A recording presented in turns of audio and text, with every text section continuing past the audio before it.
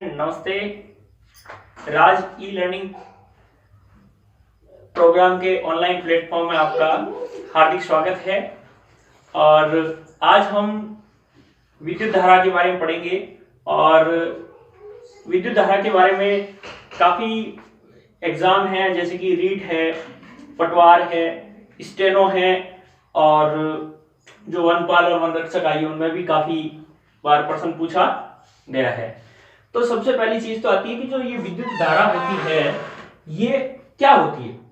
अपन आज तक केवल रटते आए, लेकिन मैं मेरे अनुभव से बताता हूं और विज्ञान के साथ मैंने इस तरीके से स्टडी किया है कि इसके साथ पढ़ो मत खेलो इस विषय को, तो आपको लगेगा कि वास्तव में विज्ञान कोई कठिन विषय नहीं होकर के सबसे सरल और रोचक विषय है। चलो हम देखते हैं विद्युत धारा क्या होती है। हम आज तक ये पढ़ते आए हैं आवेश प्रवाह की दर को विद्युत धारा कहते हैं। विद्युत धारा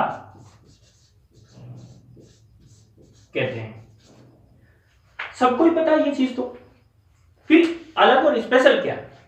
अलग और स्पेशल ये है कि हम ये जानना चाहेंगे सबसे पहले कि आवेश क्या है और प्रवाह करता है यदि आवेश, तो आवेश प्रवाह किसमें करता है।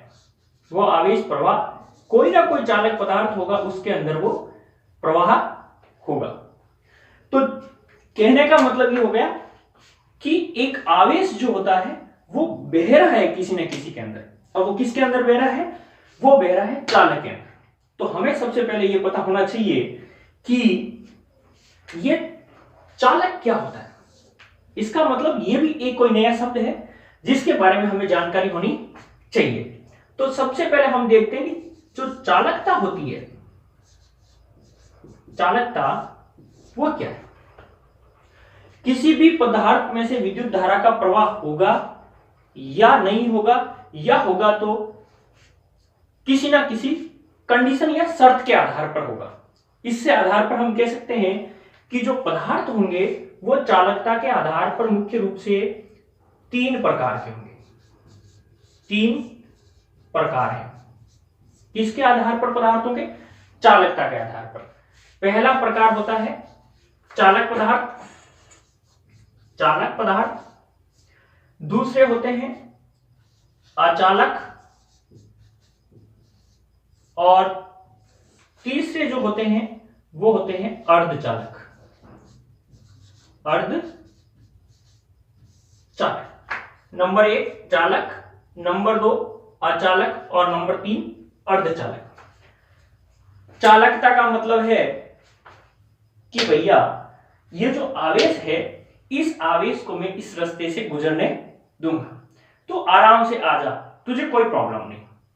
तो उन पदार्थों को हम कहेंगे चालक पदार्थ। अर्थात सीमित शब्दों में हम कहें तो आवेशों का प्रवाह, आवेशों का प्रवाह आसानी से हो, आसानी से होता है कि आप मेरे अंदर से आ जा सकते हो, आपको कोई रोका टोकी नहीं है, आपके बाप का राज है। जैसे सभी धातुएं हो सकती है, यानी कि जितनी भी मेटल है, जितनी भी धातुएं हैं, वो सब चालक होती है। अम्ल और सार है, जिनके जलीय विलयन है, अम्ल है, सार है, और अपना मानव शरीर है, मानव शरीर। इन सब में से आवेश का प्रवाह हो सकता है। ध्यान रहे, प्रवाह तो होने दिया जाएगा, लेकिन करना कभी नहीं है। कुछ काम ऐसे होते हैं जो होते तो हैं लेकिन करने नहीं चाहिए। आवेश का प्रवाह मानव शरीर से हो तो सकता है, लेकिन करना नहीं है। ऐसा नहीं हो कि कुछ अप्रिय घटना हो जाए। दूसरे वो पदार्थ होते हैं जो कहते हैं भैया आवेश है तो तू तेरे घर पे है, हम हमारे अंदर से तेरे को प्रवाहित नहीं होने देंगे, इधर से जाने की जरूरत नहीं है, ये आपका रास्ता नहीं है। अर्थात आवेश जो भी है एक तो है, अर्थात खूब सारे जो आवेश है, आवेशों का प्रवाह नहीं होता है, नहीं होता है। जैसे लकड़ी हो गया, रबर हो गया। अब यहां एक चीज आती है शुद्ध अशुद्ध जल, यह भी विद्युत का अचालक होता है। तो गर्मी हमारे तो जब करंट आता है तो पानी डालते हैं तो और ज्यादा करंट आता है, तो फिर आप तो कह रहे हो कि अशुद्ध जल में पानी वो विद्युत धारा का प्रवाह होता ही नहीं है। देखिए यहां ये कंसेप्ट है कि हमने इसके सामने एक शब्द काम में लिया था शुद्ध, बिल्कुल प्योर होना चाहिए, जिसकी पीएच बिल्कुल 7 है, उसमें से ही विद्युत धारा का प्रवाह नहीं होगा। यदि जल अशुद्ध है तो फिर वो विद्युत धारा का चालन करेगा। तीसरे प्रकार के वे पदार्थ होते हैं जो कहते हैं कि ठीक है यार, कभी कभी निकल जाए कर हमारे से, लेकिन कुछ शर्त के आधार पर या कंडीशन के आधार पर निकलने देंगे, नहीं तो आपको नहीं निकलने देंगे। तो चालन होता है, चालन होता है, परंतु चालक पदार्थों से कम, यानी कि इन पदार्थों से होकर के जितना आवेश बह सकता है उतना तो नहीं, लेकिन इनकी तरह बिल्कुल मना भी नहीं कर सकता है।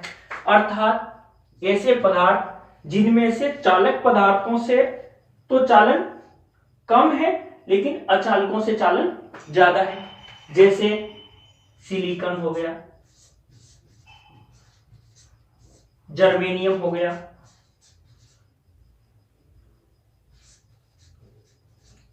इन पदार्थों से क्या होता है कि आवेश का प्रवाह होता है लेकिन कुछ कंडीशन में होता है। तो हम कह रहे हैं कि भाई साइंस है और साइंस में रटना मना है, तो गर्जी बात तो वही होगी कि इसको पढ़ो कि यहाँ आवेश का प्रवाह हो रहा है या आवेश का प्रवाह नहीं हो रहा है या कुछ कंडीशन में हो रहा है, तो बात तो रटने वाली होगी ना। सीधी सीधी सी बात है कि ये आवेश नाम का कोई आदमी है, ठीक है, ये अपने पिताजी का खेत है, इसके लिए इस खेत में आराम से आ जा सकता है, खेत में कहीं पे भी रास्ते डाल सकता है, कहीं से भी निकल सकता है, कोई मना ही नहीं, बेटे तेरे मन मर्जी हो वैसे कर, तेरे बाप का खेत है और वो आराम से चलता है, तो उसको कहते हैं चालक। ये एक दुश्मन का खेत है कि बेटे खेत की तरफ मुंह भी कर लिया ना, हाथ टांग तोड़ दी जाएगी, इसलिए उन पदार्थों को हम कहते हैं कि ये जो आवेश है इसको बिल्कुल भी नहीं जाने देगा। तीसरे वो है पड़ोसी है कि हाँ यार ठीक है निकल जाए कर, पर ध्यान रखना फसल वसल मत तोड़ना, तो वो हो गए तीसरे अर्धचालक। तो हमने कहा था कि आवेश की प्रवाह की दर को विद्युत धारा कहते हैं।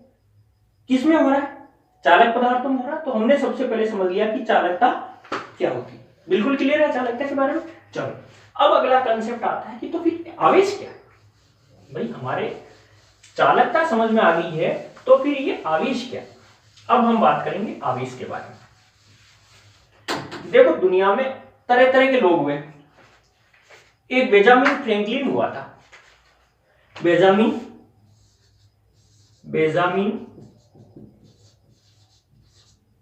फ्रैंकलिन। इस बेंजामिन फ्रैंकलिन के खोपड़ी में कीड़ा हुआ रही है, बिजलियां क्यों चमकती है, क्या मामला है। यहाँ पे बारिश होती है तो ये क्या कड़कड़ाहट आवाज आती है, कहां से आवाज आती है इतनी, और क्या चमकता है। तो इस बेंजामिन फ्रैंकलिन ने क्या किया कि पता करते करते तड़ित चालक का आविष्कार कर लिया। किसका आविष्कार कर लिया? तड़ित चालक का। और उस वक्त इसने देखा कि आवेश की चर्चा हो रही थी और इसने कहा था कि ये जो पदार्थ होते हैं वो क्या होते हैं, आवेश होते हैं।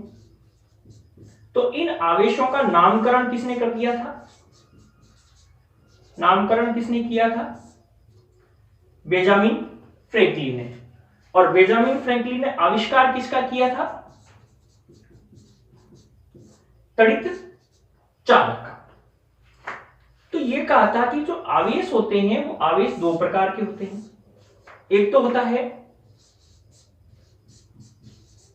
धनावेश और दूसरा होता है ऋणावेश। यानी कि आवेश कितने प्रकार के हो गए, दो प्रकार के, एक तो धनावेश और दूसरे ऋणावेश। अब ये कहा था कि हम देखते हैं कि ये जो आवेश होता है ना हमेशा संरक्षित रहता है, इनको हमेशा संरक्षण मिला हुआ है। इस आवेश को ना तो उत्पन्न किया जा सकता है और ना ही नष्ट किया जा सकता है, इसलिए आवेश हमेशा क्या रहता है, आवेश हमेशा संरक्षित रहता है। दूसरी बात, आवेश की अपनी कोई दिशा नहीं होती है, इसलिए हम कहते हैं कि जो आवेश होता है वो एक अदिश राशि है। भाई हम सामान्य तो देखते हैं कि राशियां दो प्रकार की होती है, या तो सदिश राशियां होती है या अदिश राशियां होती है। और अदिश का मतलब होती है जिसकी कोई दिशा नहीं होती है, इसलिए अदिश राशि है। और इसका जो मात्रक होता है वो कूलाम होता है। तो हमने देखा कि जो आवेश है इनका नामकरण संस्कार, जो हम 16 संस्कार नहीं पढ़ते उनमें से इसका नामकरण संस्कार बेंजामिन फ्रैंकलिन ने कर दिया था पहले ही। और इसने बताया था कि आवेश कितने प्रकार के हैं, दो प्रकार के, कौन कौन से, धनावेश और ऋणावेश। और आवेश हमेशा क्या रहते हैं, संरक्षित रहते हैं। और आवेश जो होते हैं वो क्या होते हैं, अदिश होते हैं, यानी कि इनकी कोई दिशा फिक्स नहीं होती है। और इनका जो मात्रक होता है वो कूलाम होता है। आज तक का नियम है कि भैया एक मयान में दो तलवार नहीं ले सकती है, हम अभी तक पढ़ते आए हैं। और हिंदी में मुहावरे भी देखते हैं, रीट के अंदर तो मुहावरे और लोगों की अपने सिलेबस में भी है। तो दो धनावेश यदि एक साथ रहेंगे या दो ऋणावेश आपस में साथ साथ रहेंगे तो दो लोग एक साथ तो कैसे रहेंगे, लड़ाई तो होगी। लड़ाई होगी तो इनमें क्या होगा, एक दूसरे से प्रतिकर्षण करेंगे, आकर्षण करेंगे, प्रतिकर्षण करेंगे। अर्थात समान आवेशों में, समान आवेशों में प्रतिकर्षण व विपरीत आवेशों में विपरीत आवेशों में आकर्षण। क्लियर हो गया कि समान समान तो लड़ेंगे, विपरीत विपरीत हो गया। आज यार बैठ रहे, थोड़ा सा बैठ के बातें कर ले यार, क्या है।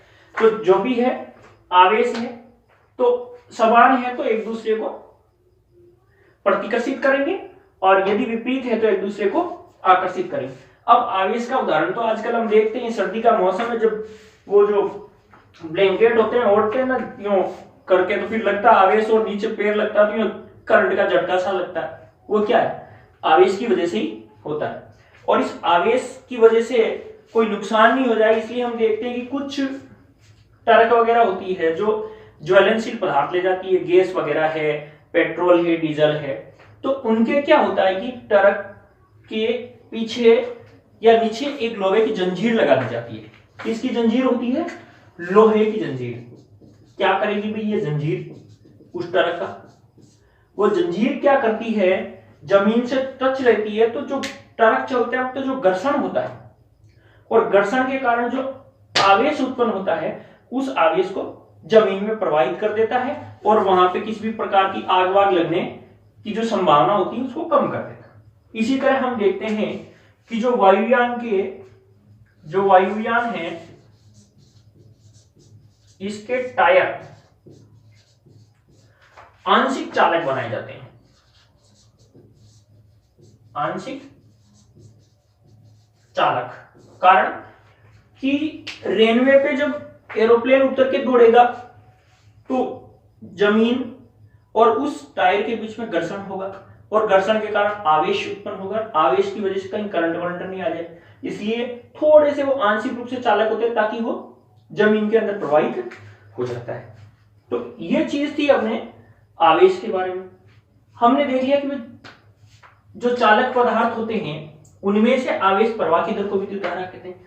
तो हमने चालक भी देख लिए कि चालक क्या होते हैं, उसके बाद में हमने आवेश के बारे में भी देख लिया।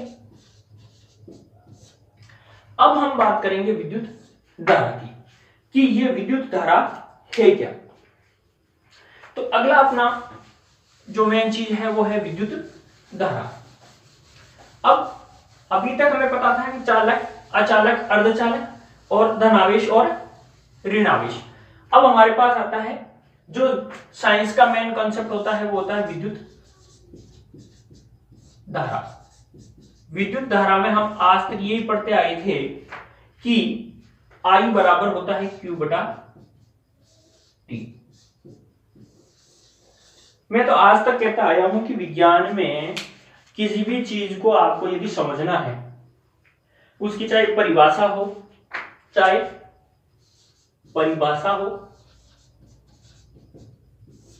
चाहे उसका मात्रक हो या उसकी विमा हो, कुछ भी चीज का पता करना है तो हमें उसका सूत्र पता होना चाहिए। तो हमें विद्युत धारा का सूत्र पता करना है, और विद्युत धारा का सूत्र पता करना है तो विद्युत धारा का सूत्र होता है, आवेश की तो बात अपन कर ही रहे हैं और समय में कितने समय में हो रहा है, अर्थात I बराबर होता है Q बटा T। यहां पे जो I है वो तो है विद्युत धारा और Q है वो है अपने आवेश और T है समय। भौतिक विज्ञान में हमेशा याद रखें कि जब भी कोई सूत्र दे रखा है और उस सूत्र से यदि हमें परिभाषा बनानी है तो नीचे वाली जो राशि होती है उसको हमेशा एकांक मान लीजिए। क्या मान लीजिए? एकांक। अर्थात अब हमें पता चल गया कि हमें विद्युत धारा को इस सूत्र से क्या करना है, परिभाषित करना है। और यदि हम इस विद्युत धारा को इस सूत्र से परिभाषित करेंगे तो हमें नियम बताया था कि भौतिक विज्ञान में चाहे कोई सा भी सूत्र हो उस सूत्र से हम परिभाषा बना सकते हैं और नीचे वाली राशि को हम क्या मान लेते हैं, एकांक। अर्थात एकांक समय में प्रवाहित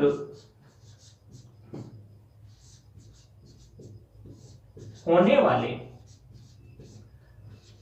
आवेशों की संख्या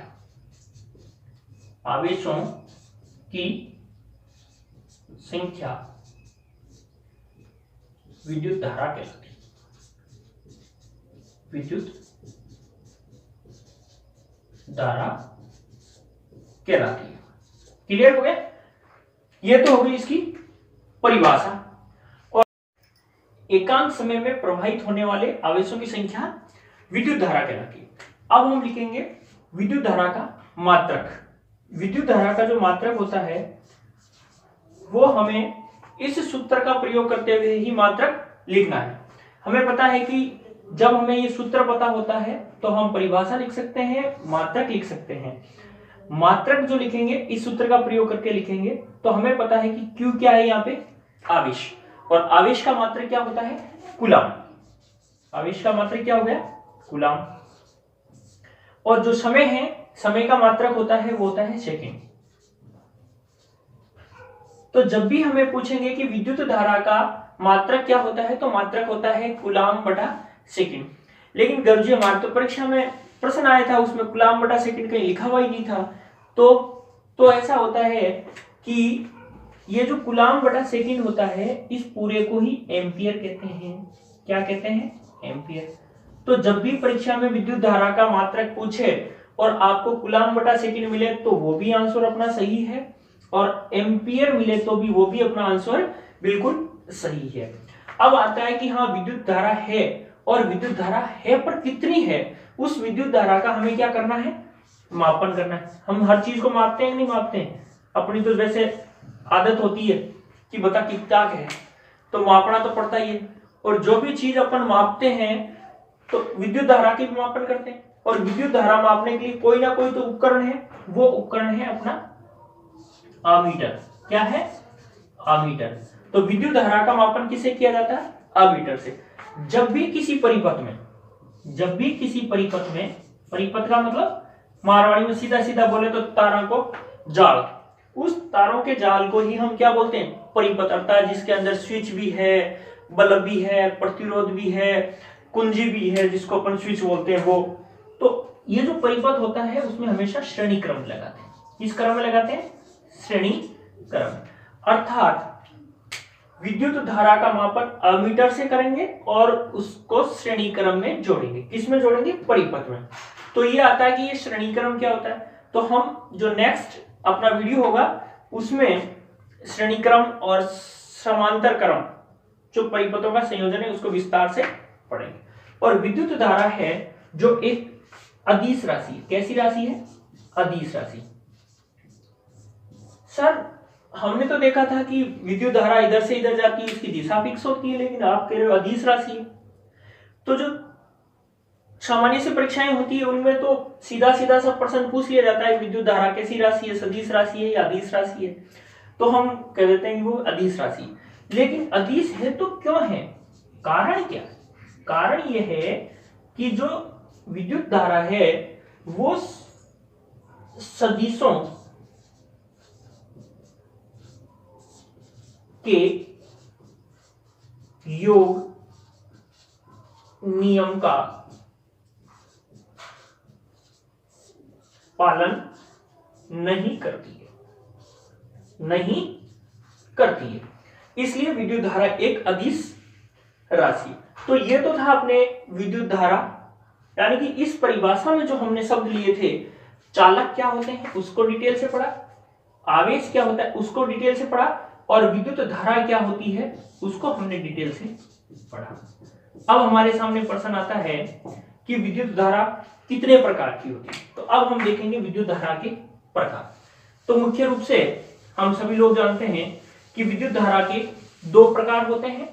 एक तो होता है आपके दिष्ट धारा और दूसरा होता है प्रत्यावर्ती धारा। तो विद्युत धारा के प्रकार कितने हैं? दो। एक तो होता है दिष्ट धारा जिसको अपन बोलते हैं डीसी, और दूसरी जो होती है अपने होती है प्रत्यावर्ती धारा। प्रत्यावर्ती धारा जिसको हम कहते हैं एसी, अल्टरनेटिंग करंट। अर्थात वह धारा जिसमें समय के साथ परिमाण और दिशा नहीं बदलती, और जिसमें समय के साथ परिमाण व दिशा ये क्या करती है? बदलती है। इसलिए इसको अपन प्रत्यावर्ती धारा कहते हैं। जो हमारे सेल वगैरह है, बैटरी है, इनमें जो करंट होता है वो डीसी होता है, यानी करंट एक समय के साथ अपनी दिशा नहीं बदलेगा, जबकि प्रत्यावर्ती धारा में वो अपना दिशा बदल लेगा। तभी तो अपन देखते हैं ना, कभी कभी करंट का झटका आया होगा ना, कि कहते हैं ना बिजली बेचारी एक बार तो छोड़ देती है कि जाने दो, इसको मत पकड़ो, करंट वरंट मत दो, लेकिन दूसरी बार चिपका लेती है। वो इसलिए तो चिपकाती है कि उसमें समय के साथ उसकी दिशा बदल जाती है, और जैसे ही दिशा बदलती है तो वो करंट अपने को छोड़ता है और फिर वापस आ जाता है। और उसकी आवृत्ति 50 हर्ट्ज होती है, और कुछ कंट्री में चेंज भी है। भारत के अंदर 50 हर्ट्ज होती है सामान्यतः।